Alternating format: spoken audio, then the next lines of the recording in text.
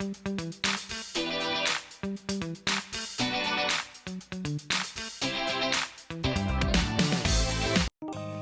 everyone, welcome to my channel segment, YouTube questions and topics.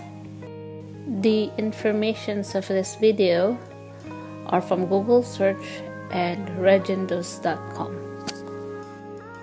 Our topic for today is fix your YouTube thumbnail error by restarting your device. There are lots of ways to fix thumbnail error on my previous video. The last solution if your thumbnail has error is to restart your device. All you need to do is to press and hold the power button. After it turns off, you can turn it on again. Restarting your phone can be an effective way to tackle any minor problems.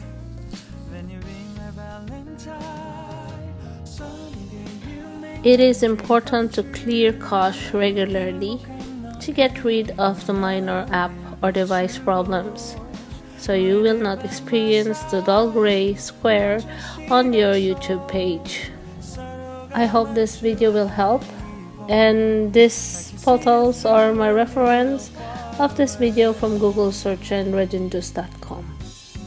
More power, God bless, and a million thanks to all my channel members.